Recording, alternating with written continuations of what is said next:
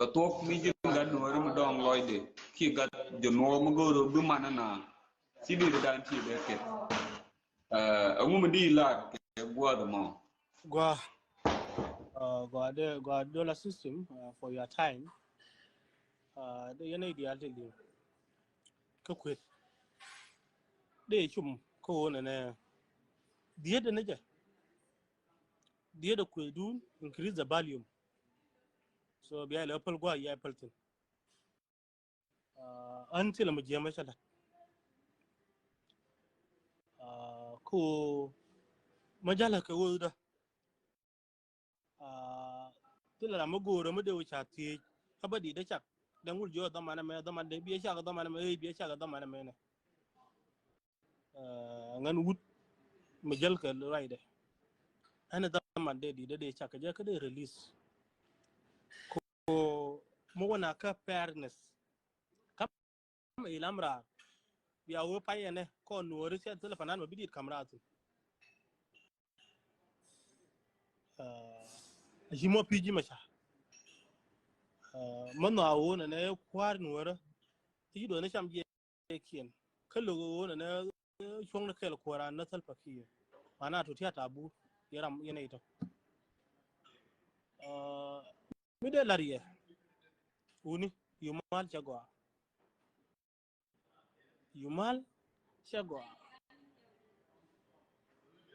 ba ñu example matot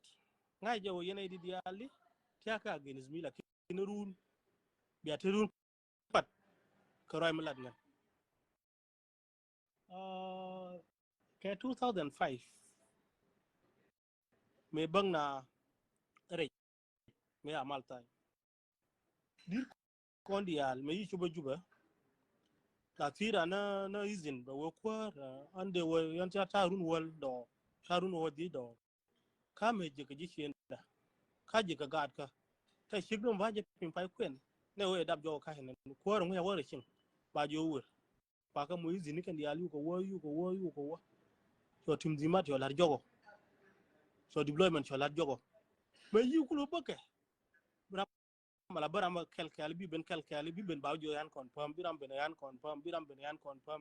confirm fiete mu yala yan confirm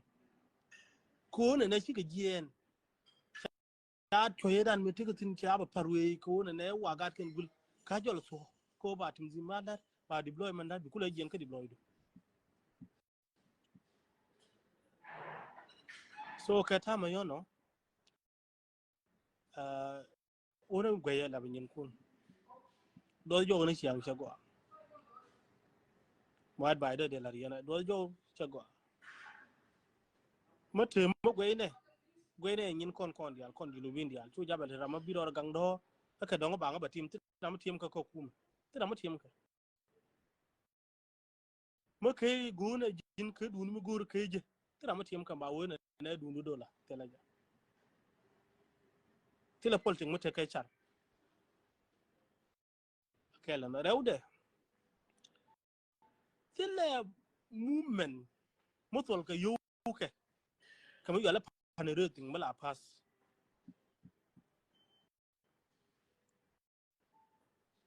ti la kume mo tol ka yo ka panere ding aman ma pat ko da mo shatul yo pu sha ka je karam kel mo ka shub ka guardian ke ka shub ka da mani gwe ke kana obi shub kan man ba wi yo sham da mo kululu na hanta kululu jin bizi ko bi nyin ker bi ka lo ka ka cham ci jene kan ka bang kana la da mani ne ramadan mi guyim de ma lo gene liuna bila kun da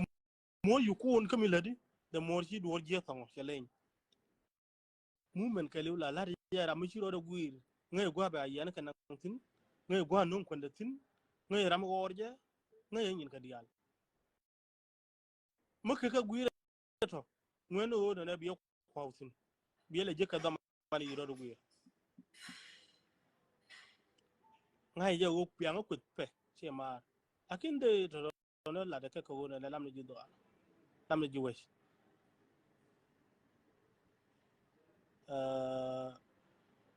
we mon kai lutum paramal gwana mal gwana jen chang bi ma joy ngulel run bay no mal kai yelus bay no mal kai yelus ci na ro da kanai tun wani na ku zuta this abuse so no we ngu a long time ago. The more you are busy abusing people, the more South Sudanese are still going, progressing. Country is growing. Muje ika jube medan to amar bi jube ita amar. Bi pin duje ya tar ram don. Mu wo shi na ba yo yuri yo pin ta ya tar ya. Please stop.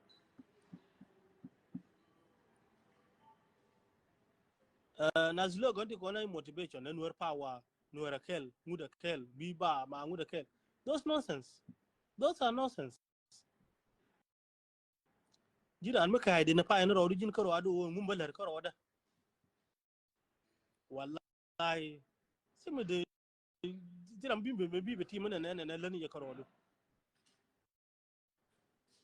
yera mi shuli kwa waye nyin ke ba ka ba wude ko do pu ba waye nyin ke u be na run kur waye nyin kon be jo wa ka me jina nyin ka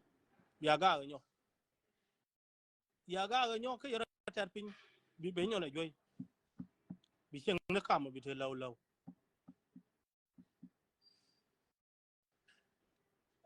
kai yana ideal kon quiz ka social media bana fi dun ka le mutu ka yi safi ka kai tini tido naru tido gulin tido gudong tido gur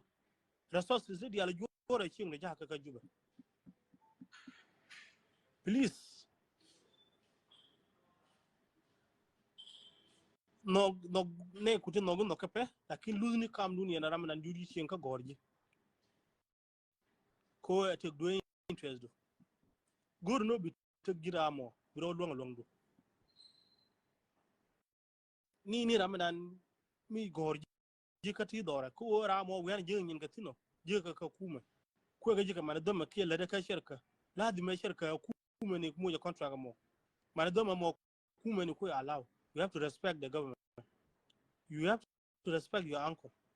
nok du mo no mo ka mas lakin lose ni gwa je ko kondusin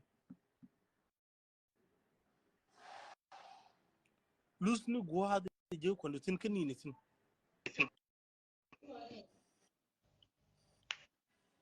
Yeah. So live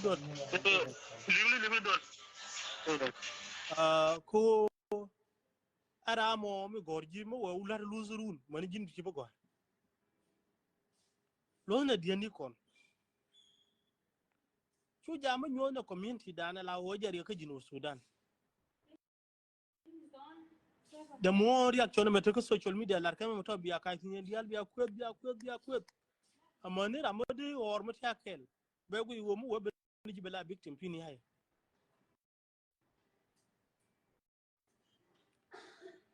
be ngayo be go wo na change be ni jila wo logoje na ne logoje lakin me be ni jipini hay tile muteje biya mat kel ko mu choli na ne e jankata jang mata kel ji mo no ji or ji joji kuma mo ye je mana da mani jan ma yi kwes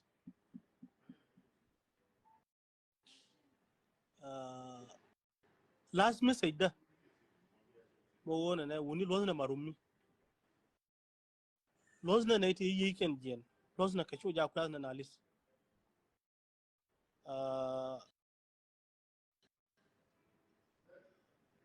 lozna ne kon te yi yen jen lozna ka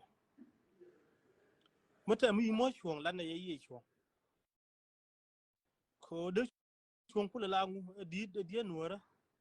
nuora da dan da ka pin do re dan chala paka che da pin mo go che da pin mo go ga ri shin go da pin me je chi ga de liu mun chi tang liu mun ga do lon chieng na exai na chol ga ka ton te gargare ka mo buñ kana South Sudan ne to dir kon mo bata dir kal ko ko sida jaram bi ko yo mani do dinto ko na ka ko sida ba mu ja ka obi ka lo mu ja na ite bi liwo ayumal mu ya pix ba ngai wona ne rek kana ne je kon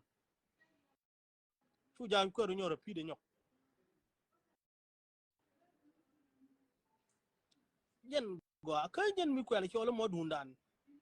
me go daga ro kag na wan me ngu ya ga juna na yan nga ni kai ko na ayera me yu na wuri da na ya dura wuri di ya so ba we akok stupid me la ta tin la le ngu awo ngu ku cha le kon na bi ko so ba ngu le ngu ko le ngu na ya bi so my advice to ne kon moy ga social media core support the more we could be a fuel kachi to quarter course in the more she innocent people she gonna la mi mo so be la re na ye so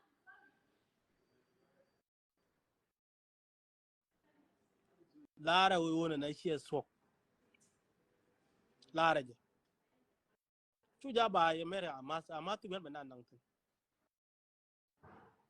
mi wo gwa da biya we ye gwa